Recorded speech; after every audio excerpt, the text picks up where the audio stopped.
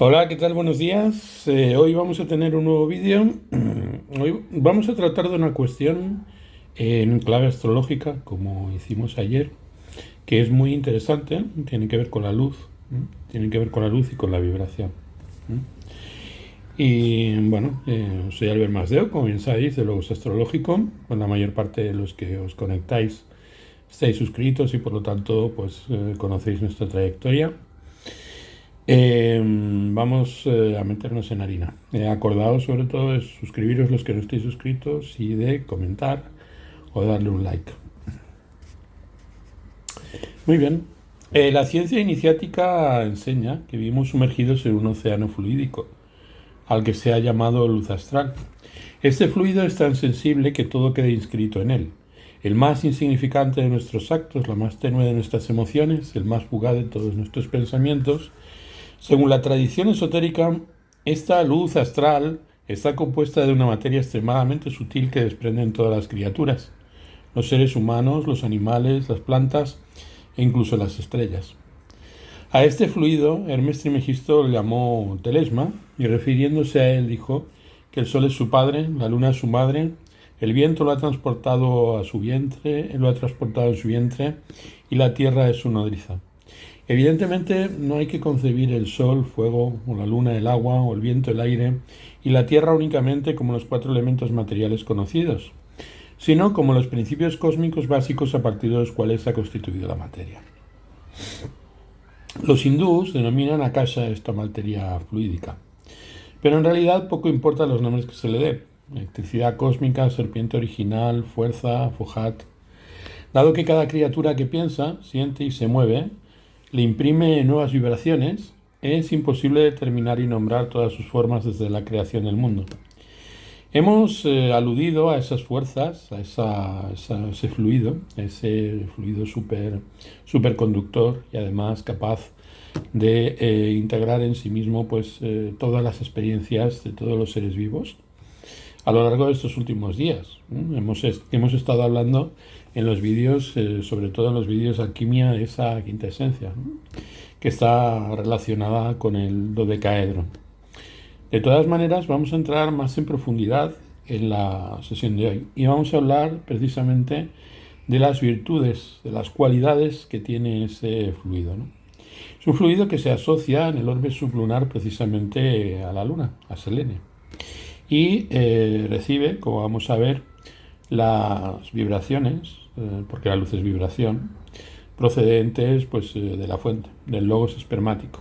Vamos a hablar también en profundidad acerca de ese principio que asociaréis si ya venís siguiendo pues, los vídeos que llevo publicando desde hace 2 semanas, pues, a lo que llamaríamos pues, el demiurgo, o a lo que llamaríamos en el ámbito de la Jorá, de acuerdo, pues la luz primordial, la primera emanación también de la que habla Plotino. Os recomiendo que para poneros al día en esos aspectos, aunque no va a ser necesario para seguir este vídeo, veáis los vídeos anteriores en donde hemos hablado de estos temas, que han sido publicados en los últimos tiempos, pues prácticamente a diario. Su naturaleza, la naturaleza de esa sustancia fluídica es extremadamente misteriosa. Y todo lo que puede decirse sobre ella es a la vez verdadero y falso. Este akasha, que también tiene que ver pues, con el mar de Dirac, con el océano del que habla, por ejemplo, los científicos modernos, también se habla de ella como si fuera pues, el campo cuántico, tiene la propiedad de registrar todo lo que sucede en el universo. Y por otra parte, la prueba de que todo queda registrado está en que los clarividentes pueden leer sobre un objeto los acontecimientos que sucedieron a su alrededor, e incluso el destino de una persona que tuvo este objeto entre sus manos durante 1 o 2 minutos.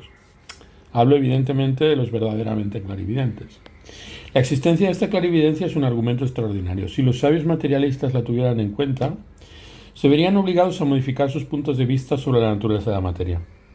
Este fluido, este akasha, en donde todo se imprime y en donde todo se refleja, se extiende hasta los confines del universo, que son para nosotros los límites del zodiaco, pues el círculo del zodiaco representa simbólicamente el espacio que Dios delimitó para crear el mundo.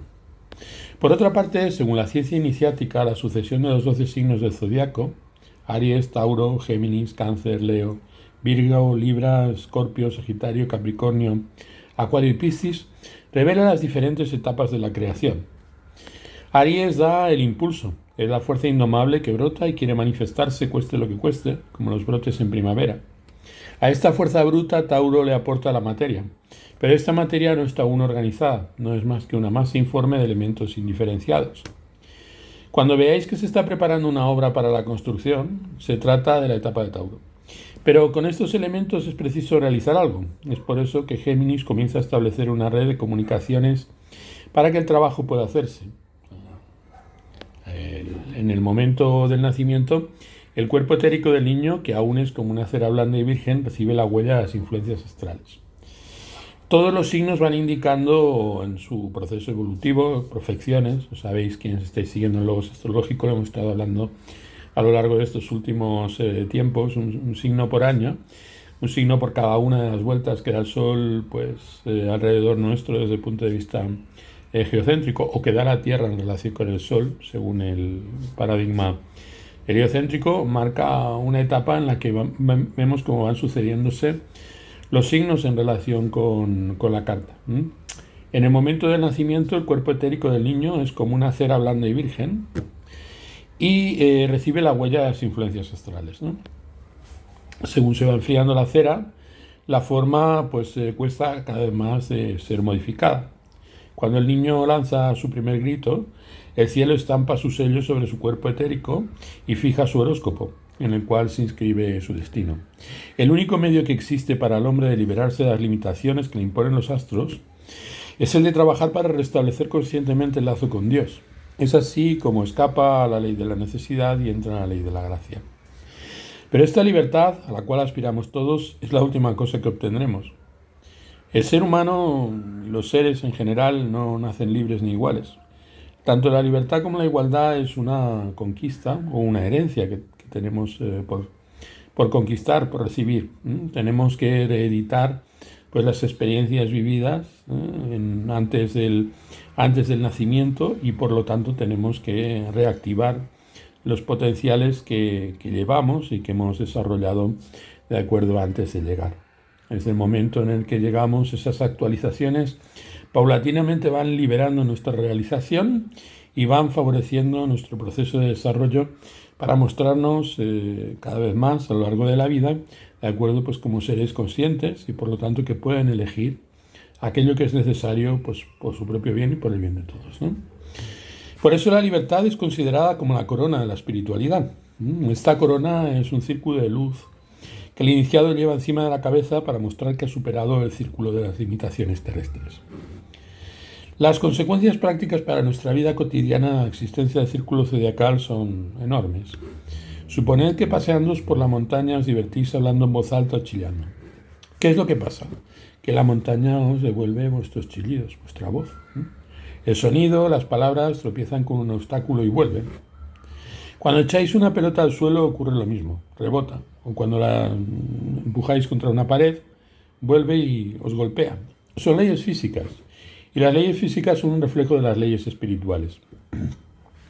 Si exclamáis os amo por todas partes, pues el eco repite os amo, os amo, os amo. Y si gritáis os detesto, por todas partes el eco repite os detesto, os detesto. Debéis comprender que en partes el eco repite os detesto, porque todo en la vida se repite sin cesar. La luz, lo mismo, es vibración, como comentábamos, y en último término, como indicaban los antiguos, todo se reduce al sonido. Todo se reduce al modo en que vibra la sustancia de la que hablábamos en un primer momento, el éter fluido, en sus dimensiones más básicas, y eso es lo que constituye íntimamente los enlaces que vinculan a todas las partículas entre sí, que generan los átomos, las moléculas, y sucesivamente, en niveles cada vez más amplios, lo que es la materia de la que estamos rodeados, y que en realidad no es tal, sino es una serie de patrones de acuerdo que de alguna forma aparecen manifiestos ante nuestra percepción. El hombre, mediante sus pensamientos, sus sentimientos y sus actos, está emitiendo ininterrumpidamente ondas benéficas o maléficas.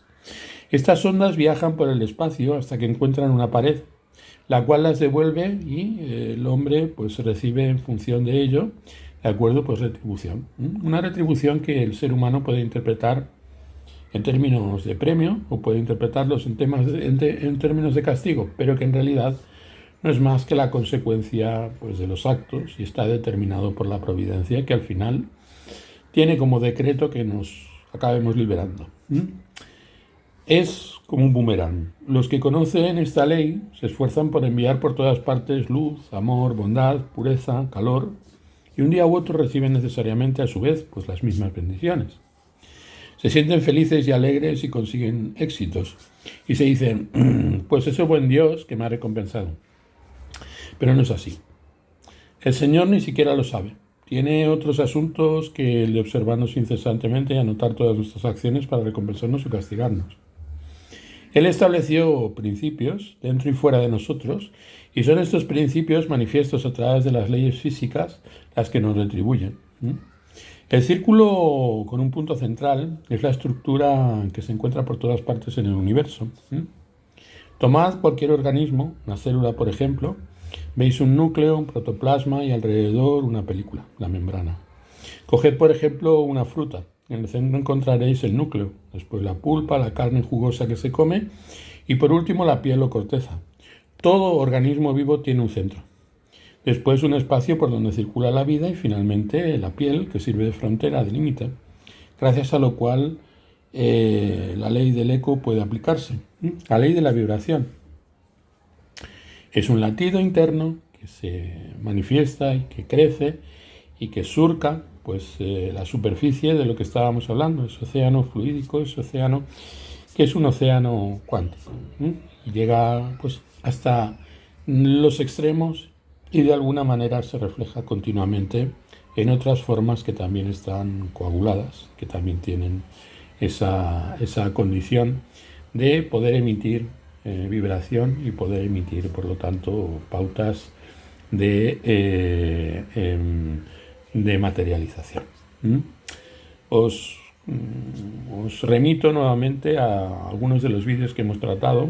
Eso, sin embargo, no lo vamos a dejar únicamente para estos vídeos que llevamos, sino que le vamos a dedicar también más vídeos en el futuro, espero que muy próximo, para que tengáis todas las herramientas para poder captar pues, estas sutiles sugestiones, ¿no? Ahora bien, puede ocurrir que siendo muy grande la distancia del centro a la periferia, la voz llegue muy muy lejos y que solo unos años después se encuentre con la pared que la devolverá. Pero aunque el boomerang se haga esperar, ello no significa que no se vaya a producir nada. Sí, se producirá, pero más tarde, quizás en otra vida, puesto que la frontera está muy alejada. Y es así como se explica el destino inscrito en nuestro tema natal. Es la consecuencia de nuestras acciones pasadas. El átomo y el sistema solar poseen una estructura idéntica. Un círculo con un punto central. Y el espacio que rodea este punto representa la materia. Sin espacio, la materia no existiría. Mientras que el espíritu no tiene necesidad de espacio. Su poder se debe a que, siendo un punto ínfimo, actúa en todas partes al mismo tiempo. Es pues en los límites de este espacio ocupado por la materia, donde todo choca y después regresa a su punto de partida.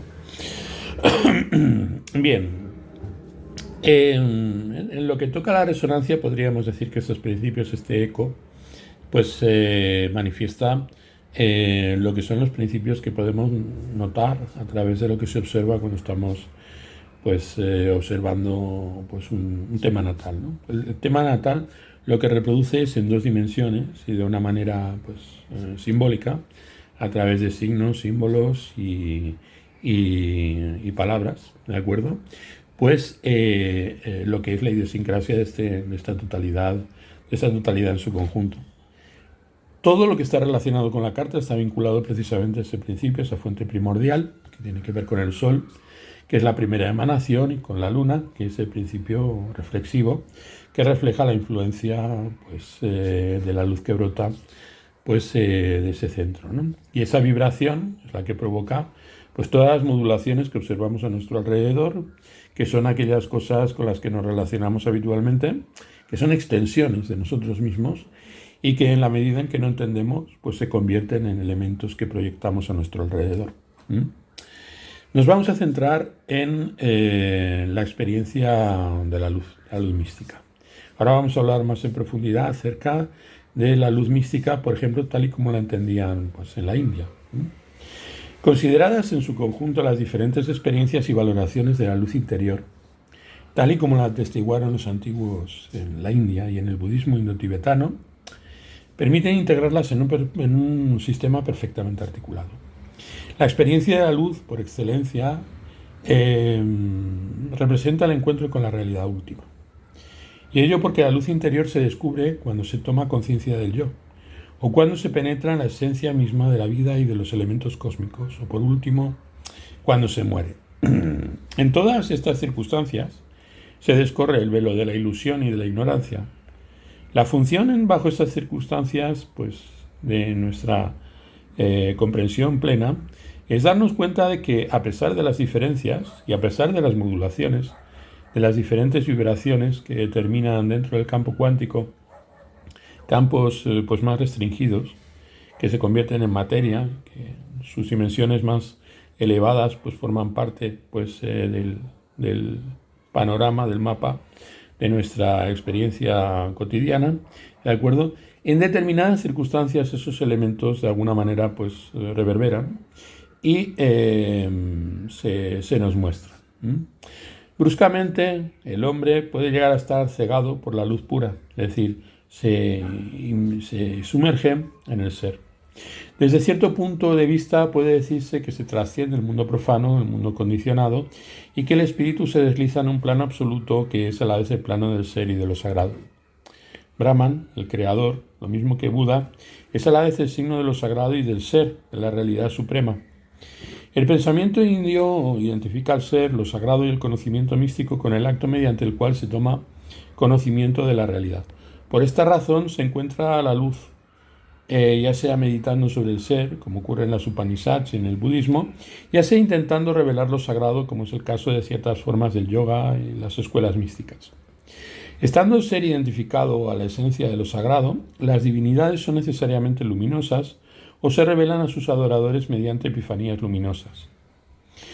Pero también los hombres resplandecen cuando han logrado abolir el sistema de condicionamientos que caracteriza a la acción humana profana. Es decir, cuando han adquirido el conocimiento supremo y han accedido al plano de la libertad. Para el pensamiento indio la libertad es solidaria con el conocimiento. El que sabe, el que ha logrado desvelar las estructuras profanas del ser, se convierte en un liberado viviente. Ya no está condicionado por las leyes cósmicas. De ahora en adelante goza de la espontaneidad divina. Ya no queda, como los autómatas humanos, a expensas de la ley de la causa y el efecto, sino que juega con los dioses y como las llamas. Intentamos sacar algunas conclusiones. Para el pensamiento indio, la luz místicamente percibida es el síntoma de la trascendencia de este mundo, del mundo profano, condicionado, y del acceso a otro plano de existencia, al del ser puro, al de lo divino, al del conocimiento supremo y la libertad absoluta. Como vemos, por lo tanto, la luz no solamente es notaria de los procesos que de alguna manera determinan nuestras limitaciones en relación los unos con los otros, sino que también es el mismo principio al que cuando accede a través de la conciencia pura, el individuo puede servirle, ¿de acuerdo?, para superar las limitaciones. Es, por lo tanto, esa metáfora, la metáfora de la iluminación, el signo de la revelación de la realidad última, la cual está desprovista de todo atributo. Nuevamente es el mismo sistema que nos sirve para diagnosticar y pronosticar pues, los condicionamientos pues, a los que se va a ver sometida la persona a lo largo de la vida, lo mismo que de alguna manera también revela el modo en que nosotros pues, accedemos a un plano de conciencia superior. Por este motivo es experimentada como una resplandeciente luz blanca, esa sensación de éxtasis, en la cual se penetra cegado y en la cual se acaba por desaparecer, por fundirse sin dejar huella, pues las huellas están ligadas a la historia personal del individuo, a la memoria de los acontecimientos efímeros y en el fondo irreales. Todos estos son elementos que nada tienen que ver con el ser. El que encuentra la luz y se reconoce en ella accede a un modo de ser trascendente que nos es imposible imaginar. Todo lo que podemos comprender es que ha muerto definitivamente para nuestro mundo y que también ha muerto para todos los mundos posibles de la postexistencia. Para el Mahayana, la luz clara simboliza a la vez la realidad última y la conciencia nirvánica. Todos los hombres afrontan por algunos instantes esta clara luz en el momento de la muerte. La muerte es uno de los momentos más importantes que se preconizan en la carta. Desde el principio de los tiempos, en todas las tradiciones, la predicción acerca de la longitud de la vida ha formado parte inherente pues, de las condiciones previas para el desarrollo de cualquier lectura, cualquier interpretación. En la astrología contemporánea eso se considera como éticamente pues, sospechoso, y por lo tanto pues, hay muchas reticencias a hacer ese tipo de explicaciones. Pero hay que tener en cuenta que la diagnosis, esos condicionamientos, están relacionadas en la carta natal siempre pues, con la relación que mantiene la clara luz de la trascendencia, es decir, el Sol, la evidencia de inmanencia, la Luna, y la manifestación por parte del ente de lo que son pues, las condiciones de inmanencia relacionadas, por ejemplo, con el parte de la fortuna y las relacionadas con las condiciones de trascendencia, relacionadas con el parte del espíritu. Son las que determinan en realidad pues tanto nuestras posibilidades como nuestras condiciones para poder trascender el nivel de nuestra encarnación. La muerte, por lo tanto, es el momento en el que de alguna forma trascendemos el nivel de lo que hemos venido a desarrollar y por lo tanto viene a considerarse pues el proceso último de liberación de los condicionamientos a los que nos vemos sometidos en la vida encarnada, ¿no? Los yogis experimentan la muerte durante el samadhi y los budas sin interrupción, un proceso de transformación continua. La muerte constituye un proceso de reabsorción cósmica, no en el sentido de que la carne retorne a la tierra, sino en el sentido de que los elementos cósmicos se funden progresivamente uno en el otro. El elemento tierra se disuelve en el elemento agua, el elemento agua en el fuego, el elemento fuego en el aire, el elemento aire una vez más pues, en la tierra, y así sucesivamente. Los que sabéis, porque en el ámbito de nuestras clases en Logos Astrológicos lo hemos hablado muchas veces, ¿no? Este es el proceso inverso, ¿no? Es el proceso inverso al que se desarrolla en relación pues, con los ángulos de la carta, el ángulo de tierra, el ángulo del ascendente, el ángulo del medio cielo y el descendente, ¿no? Es evidente que cada fusión de un elemento cósmico representa una nueva regresión y que al fin del proceso el cosmos que formaba el orden vivo es destruido, lo mismo que son destruidos los universos al final de los grandes ciclos, ¿no? Cada regresión es sentida fisiológicamente por el agonizante. Por ejemplo, cuando el elemento tierra se resuelve en el elemento agua, el cuerpo pierde su sostén, literalmente pierde su puntal, es decir, la cohesión, y queda desarticulado como una marioneta. Cuando el proceso de reabsorción cósmica termina, el moribundo percibe una luz semejante a la de la luna, después como la del sol, para sumergirse enseguida en las tinieblas. Bruscamente es despertado por una luz deslumbrante. Se trata del encuentro con su propio yo. Conforme a la doctrina panindia, es al mismo tiempo la realidad última. Es el descubrimiento del ser. El libro tibetano de los muertos, el Bardo Todol, de acuerdo, lo explica de manera muy concienzuda. Llama a esta luz la verdad pura y la describe como sutil, centelleante, brillante, deslumbradora, gloriosa y terrorífica por su esplendor. Es un mapa, el Bardo Todol, de todas las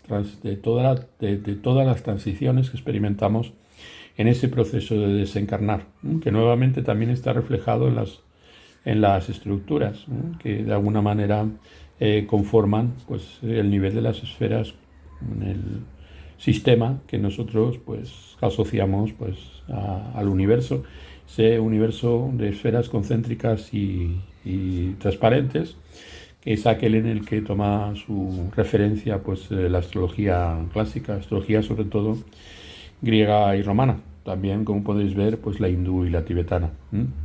El texto, el bardo Todol, ordena al muerto: no te intimides ni te aterrorices. Es el esplendor de tu verdadera naturaleza. Reconócela. En este momento es cuando el corazón de esta potencia irradiadora, cuando en él se produce un ruido comparable a 1000 truenos oídos simultáneamente. Es el sonido natural de tu yo real, precisa el texto. No te aterrorices, puesto que tienes un cuerpo material de carne y sangre, y ninguna cosa que se te presente, ruidos, luces o rayos, podrá dañarte. Tú ya no puedes morir. Es suficiente con que reconozcas que estas apariciones son tus formas de pensamiento. Reconoce a todo esto como el bardo. Pero como ocurre a la mayoría de los humanos, el muerto no sabe poner en práctica estos consejos. Condicionado por su situación kármica, se deja arrastrar al interior del ciclo de las manifestaciones características del estado del bardo. El cuarto día después de la muerte, el difunto es advertido de que verá esplendores y divinidades. Todo el cielo aparecerá azul oscuro, y después verá al Bhagavan Vairocana, blanco, de cuyo corazón se manifestará la sabiduría del Dharma. Siempre de color blanco, brillante, transparente y resplandeciente, despidiendo una luz tan fuerte que no se le puede mirar. Al mismo tiempo, una luz blanca y pálida emanada de los devas golpea al moribundo en la frente. A causa de la potencia del mal karma, el alma tendrá miedo de la luz brillante del Dharma y preferirá la luz pálida de los devas. Pero el texto incita al muerto a no inclinarse por la luz pálida, a fin de no ser atraído por el torbellino de las 6 locas, y a concentrar su pensamiento en Vairocana. De este modo acabará por fundirse en un halo semejante al arco iris en el corazón de Vairocana y obtendrá la condición de Buda en el centro del Sambhogakaya. Todavía durante 6 días, el difunto tendrá ocasión de elegir entre las luces puras, que representan la liberación, la identificación con la esencia del Buda, y las luces impuras, que simbolizan una forma cualquiera de postexistencia, o sea, el retorno a la tierra. Después de las luces blancas y azules, verá la luz amarilla, la roja y la verde, y finalmente todas las luces juntas. Es bastante difícil comentar cómo merecería este texto extremadamente importante. Es muy difícil explicarlo sin recurrir pues, a la literalidad, ¿no? del propio texto, y no me lo he preparado y por lo tanto pues tampoco os lo podría leer en estos momentos. Pero es necesario limitarse a hacer algunas observaciones que interesan directamente a nuestro tema, con lo cual, por eso he introducido estas reflexiones, ¿no? Como acabamos de ver, cada hombre tiene la posibilidad de alcanzar la liberación en el momento de la muerte. Es suficiente reconocerse en la clara luz que se experimenta en ese momento. A primera vista, esto parece paradójico, cuando se sabe la importancia del karma para todo el pensamiento indio, que quiere que el hombre recoja el fruto de sus actos. Pero en ese momento, en ese fulcro, en ese instante en concreto, en donde nosotros estamos viviendo nuestra transición, estamos reintegrándonos con esa esencia fluídica que hablaba al principio. En ese punto hay siempre un portal para todos nosotros, ¿no? Habitualmente es un portal que no sabemos tomar, precisamente por nuestra confusión, por nuestro desconocimiento acerca de las experiencias que estamos viviendo en esos momentos que nos abruman y que nos transportan. Los actos de un individuo que ha vivido en la ignorancia constituyen una herencia kármica que es imposible de destruir en el momento de la muerte. Es como que hay una cierta tendencia en nosotros que nos lleva hacia el camino opuesto, hacia el que de alguna manera nos inspira pues todo lo que estamos percibiendo en ese instante de transición. En realidad las cosas ocurren conforme a la ley del karma, porque el alma del ignorante rechaza la llamada de la luz pura y se deja atraer por las luces enturbiadas que significan los modos inferiores de existencia. En cambio, los que han practicado yoga durante su vida pues son capaces de reconocerse en la luz clara y por consiguiente fundirse en la esencia del Buda. ¿Los yogas qué son? Los yogas son pues las obligaciones o aquellos principios que de alguna manera marcan las disciplinas que nos permiten superar pues el estado de ignorancia. Nacemos en estado de ignorancia hasta cierto punto en relación con la vida que nos va a tocar vivir en este momento, y enormemente sabios por aquellas condiciones que podríamos recuperar a partir de lo que quedó inscrito en ese fluido, en el fluido de la casa del que hablaba al principio, ¿no? Todo ello está, y por eso estamos analizando todas estas cuestiones en en el seno de una reflexión acerca de lo que son las claves astrológicas, porque es una dimensión metafísica y escatológica que responde de manera muy perfecta a lo que son los criterios que tienen vigor pues, en la construcción de toda la estructura de pensamiento que sostiene la astrología antigua, me refiero a la astrología tradicional. Durante la existencia terrestre, esta clase de luz no es accesible más que a los que están preparados espiritualmente para ella por la práctica de las disciplinas y por la revelación a través de la gnosis. Y bien mirado, la misma situación se repite en el momento de la muerte. La luz se revela a todos, pero no es aceptada y asumida más que por los iniciados. Bien es verdad, y hay que tenerlo en cuenta, que durante la agonía, mientras estamos muriendo, y en los primeros días que siguen a la muerte, el libro de los muertos es leído por un lama a la intención del difunto. Y de alguna manera los lamas leen ese texto, el libro de los muertos, el Bardo Todol, para todos nosotros.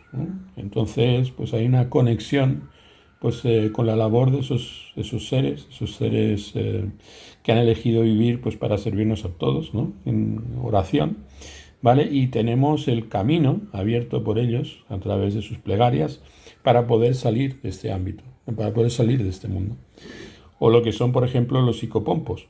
Hay psicopompos naturales pues, prácticamente en todos los pueblos, prácticamente en todas las civilizaciones. Personas que tienen unos dones especiales para, a través de la percepción, pues, aunque llevan vidas corrientes y comunes, pues ser capaces, pues, a un nivel profundo, por su devoción, de marcarle el camino a los difuntos y de unir pues, el mundo de los vivos con el mundo de los muertos, con el mundo de los muertos y más allá. En fin, es el psicopompo quien debe tener el don de poder acercar al individuo, y es el individuo quien, en el momento de dejar de serlo, momento de dejar de ser el individuo, debe tener la voluntad de elegir la luz clara y la fuerza y obtener la fuerza para resistirse a las tentaciones de la postexistencia. En otras palabras, la muerte ofrece una nueva posibilidad de ser iniciado, pero esta iniciación, como toda otra iniciación, comporta una serie de pruebas que el neófito tiene que afrontar y vencer. La experiencia de luz post-mortem constituye la última y puede que la más difícil prueba iniciática que tenemos que soportar todos los seres humanos, todos los seres vivos. En realidad, porque los seres humanos también propiciamos, también somos psicopompos para otras formas de vida, pues que de alguna manera pues dependen de nuestro desarrollo espiritual.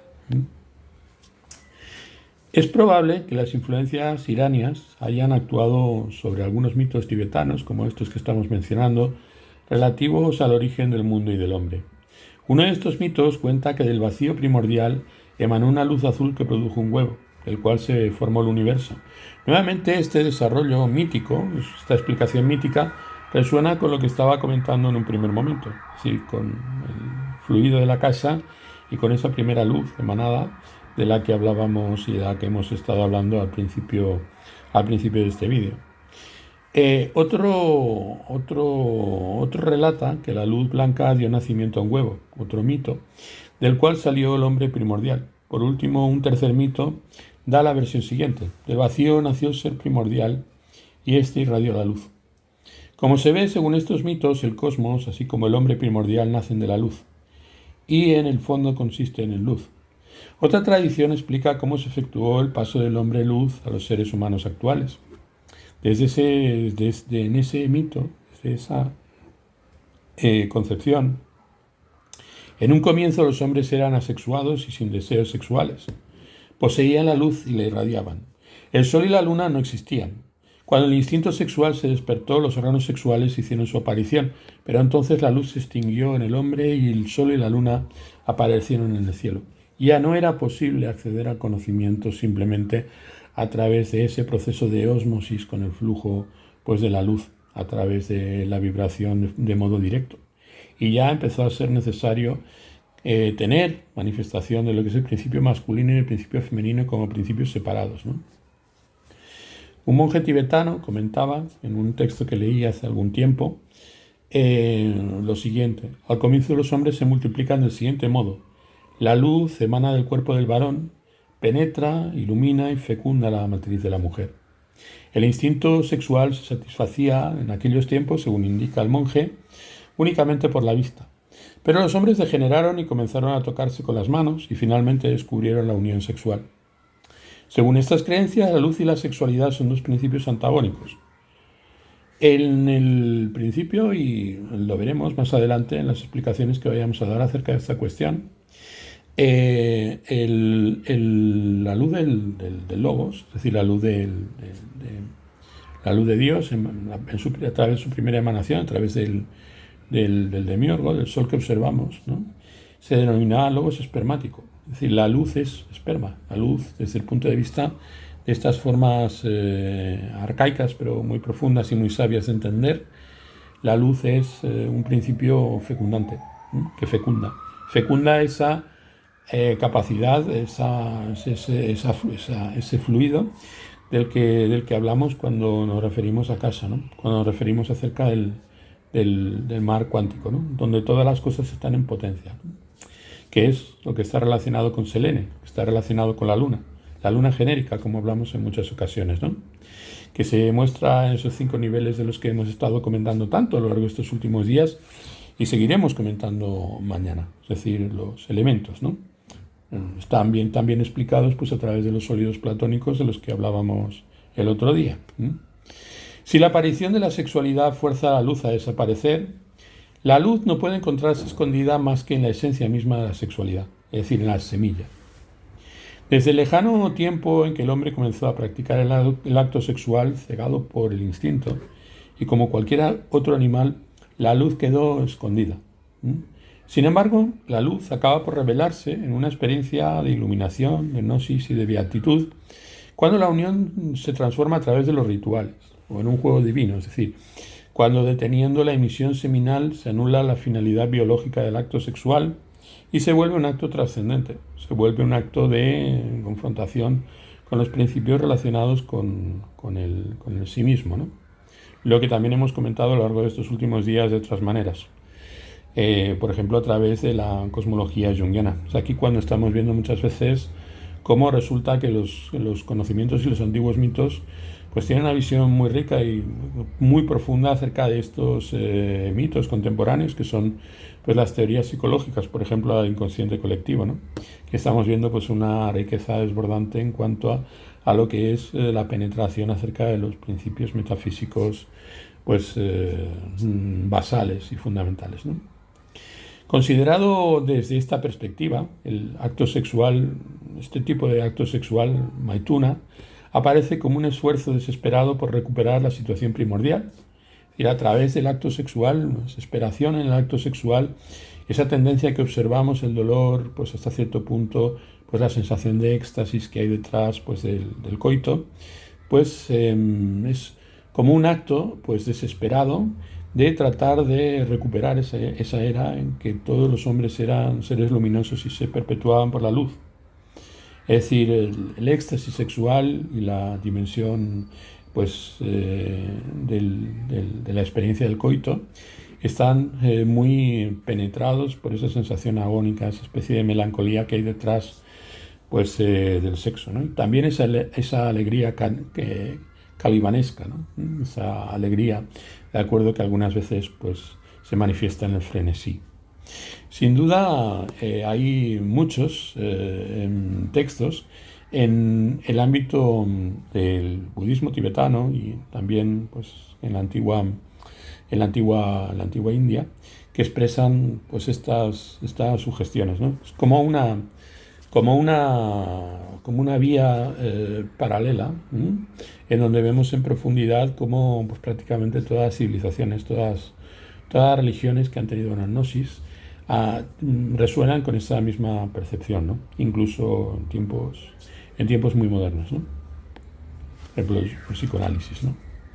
La luz que se experimenta durante el maituna, es decir, durante ese acto, que pretende ser, a través de un acto físico, un coito carnal, un acto trascendente y un sacrificio liberado a través de ese proceso de iluminación, que se da pues según esos patrones que hemos descrito.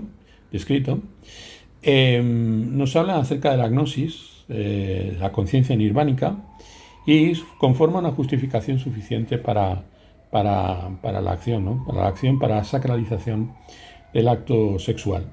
Pero todo un grupo de creencias indotibetanas relacionadas a la vez con el mito del hombre primordial y radiante y con las ideologías y las técnicas tántricas y alquímicas hablan de ciertos yogis que han realizado inmortalidad en los cuerpos. Los yogis no mueren, desaparecen en el cielo revestidos de un cuerpo llamado cuerpo arcoíris, cuerpo celeste, cuerpo espíritu, cuerpo de pura luz, cuerpo divino. Es aquello de lo que estábamos hablando también en días anteriores, por ejemplo, a través de la visión de Henry Corbin, ¿no? A través de la tierra celeste y el cuerpo espiritual, ¿no? El cuerpo en donde se da el escenario de ese proceso de iluminación. Se reconoce aquí la idea de cuerpo astral, o sea, el cuerpo constituido por la luz del hombre primordial. Hay que tener en cuenta que es un principio liberador de la materia hacia lo espiritual, y es un principio de encarnación desde lo espiritual a lo material.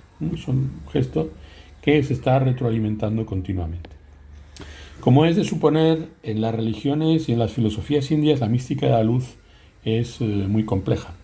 Ante todo existe la idea básica de que la luz es creadora.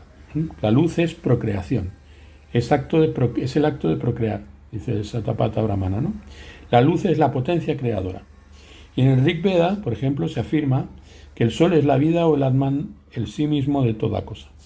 Las Upanishads insisten especialmente en este tema, que el ser se manifiesta por la pura luz y que el hombre toma conocimiento del ser mediante una experiencia de luz sobrenatural. Ahora bien, en otras Upanishads, como por ejemplo la Chandogya, se habla de que la luz brilla por encima de este cielo, más allá de todos los más altos mundos, más allá de los cuales no los hay más altos. Y es allí, en verdad, donde la misma luz que brilla en el interior del hombre se manifiesta de acuerdo, pues, como el resplandor total y la faz de Dios, ¿no? La toma de conciencia de identidad entre la luz interior y la luz transcósmica está acompañada de dos fenómenos bien conocidos en el proceso de la fisiología sutil, como se describe en todas estas tradiciones: el calentamiento del cuerpo y la audición de sonidos místicos. Esto nos indica que la revelación del Atman Brahman, en tanto que la luz no es simplemente un acto de conocimiento metafísico, sino una experiencia más profunda en la que el hombre compromete también su componente existencial. La gnosis suprema, ese principio a través del cual recibimos pues, la revelación última, determina una modificación en el modo de ser. Nos conduce al ser. De la oscuridad somos conducidos a la luz. De la muerte somos conducidos a la inmortalidad. La luz es idéntica al ser y a la inmortalidad. En la Chandogya o Upanishad, que es todo que estaba hablando antes, allí se citan dos versos de Rig Veda en los que se habla de la contemplación de la luz que brilla más alto que el cielo, y añade que al contemplar esta luz muy alta, más allá de las tinieblas, alcanzamos el sol, el Dios entre los dioses, ¿no? El sol que nosotros tenemos en la carta, el sol que brilla en ese lugar en donde lo tenemos pues cada cual, ¿no? El sol representa en la carta el centro irradiador, y por lo tanto el punto o la herida luminosa a través de la cual se manifiesta pues la voluntad de Dios, ¿no? Y reverbera en la luna, en donde tengamos la luna, y en función de lo que represente la luna en el tema. Por lo tanto, es muy interesante percibir esa identidad imputada, como decía Nisargadatta, ¿no? Esa identidad imputada que de alguna manera nos lleva a lo largo de la vida a reconocernos en los demás, que representa el ascendente. Y por lo tanto tenemos esos tres aspectos: la luz que representa el centro irradiador, aquel centro se refleja en la luna, y la identidad que nos ha sido imputada, sobre la cual debemos trabajar y que debemos liberar a través del regente del ascendente, allí donde se encuentre, el Epicratetor, de acuerdo, pues relacionado con el señor de la genitura. Son los elementos que nos hablan en la astrología de esos factores, ¿no? Que, como podemos ver, están reflejados también en todas las formas de gnosis ¿de acuerdo? Medianamente evolucionada en el proceso de muchas civilizaciones a explicación acerca de lo que son por los rituales y las religiones y la relación del hombre con lo trascendente, ¿no? El Atman se identifica con la persona que se encuentra en el corazón del hombre, bajo la forma de una luz en el corazón. Este ser sereno se eleva por encima de su cuerpo y alcanza la más alta luz, apareciendo en su forma propia. Es el Atman. Él es el inmortal, el que no conoce el miedo. Él es el Brahman, es decir, también es la forma creadora. No es como Vishnu, la forma preservadora que al final va a absorber precisamente al Brahman. El Atman es ese principio, podríamos llamarlo así, que brilla como una chispa luminosa reflejando la amplitud del Brahman. En realidad el nombre de Brahman es el verdadero, ¿no? Según el Chandogya Upanishad nuevamente. El Chandogya nos enseña que en el momento de la muerte el alma se eleva hacia los rayos del sol. El alma se aproxima al sol, la puerta del mundo, y los que saben pueden entrar, pero la puerta se cierra para los que no saben. Se trata pues de una ciencia de orden trascendental e iniciático, ya que quien la posee no solo adquiere un conocimiento, sino también, y muy especialmente, un modo de ser nuevo y superior. La revelación es repentina, por eso ha sido comparada con el relámpago. En otro contexto ya hemos analizado el simbolismo de la iluminación instantánea. El Buda mismo tuvo su iluminación en un instante temporal. Cuando al alba, después de una noche más pasada en meditación, levantó sus ojos al cielo y percibió bruscamente la estrella de la mañana. Se han escrito millares de páginas sobre el misterio de esta iluminación del alba, ¿no? Representa el alba del ascendente, sin más. En la filosofía mahayana, la luz del cielo a la hora del alba, es decir, en el momento en el cual asciende, pues un signo por el horizonte, ¿no? Y por lo tanto determina pues el modo en que vamos a ser, o el filtro a través del cual vamos a ser contemplados. Que el alba, esa luz que hemos de ir transformando a lo largo de nuestra vida, es la herramienta para transformar eso que hablábamos al referirnos al sol y a la luna. Sin el resplandor de la luna, que ha desaparecido por efecto de la aparición de la luz por el ascendente, lo que ha llegado a simbolizar la luz esplendorosa llamada del vacío universal, el sol pues surge para iluminarlo todo. Para decirlo de otro modo, el estado de Buda, la situación del que se ha liberado de todos los condicionamientos, ha sido simbolizado por la luz percibida por Gautama en el momento de su iluminación. Esta luz ha sido descrita como clara, pura, es decir, no solo sin mancha ni sombra, sino sin ningún color, sin ninguna determinación. Por esta razón se la ha llamado el vacío universal, ya que el término vacío designa justamente lo que está desprovisto de todo atributo, de toda especificación. La realidad última, el Urgrund, lo que representa el sustrato primordial. Bueno, hemos estado hablando acerca de estas cuestiones, pues también de modo, pues hasta cierto punto, pues misceláneo, ¿no? He comentado algunas cuestiones espigadas de aquí y de allá, pero he tratado de centrarme en lo que representa pues el principio de la vibración, la luz y la transmisión de la revelación. También hemos estado hablando acerca de la encarnación, hemos estado hablando acerca de la reproducción, hemos estado hablando acerca de la vida y de la muerte en estos 48 minutos. Muy bien, espero que haya sido aleccionador y bueno, a lo mejor no ha sido probablemente el día en que he estado más claro ni más fluido, pero de todas maneras, pues aquí estoy con vosotros pues para compartir todas estas meditaciones. Suscribiros si no lo estáis, comentad, porque es pues la vía a través de la cual podemos interactuar de una manera más directa. Un abrazo muy fuerte, dadle a la campanita para que os notifiquen cada vez que nosotros hayamos subido un vídeo y bueno, a partir de ahora vamos a seguir juntos pues en esta singladura tratando pues de revelar pues nuestros pensamientos y aprender todos los días un poquito más. Un abrazo muy fuerte y hablamos mañana.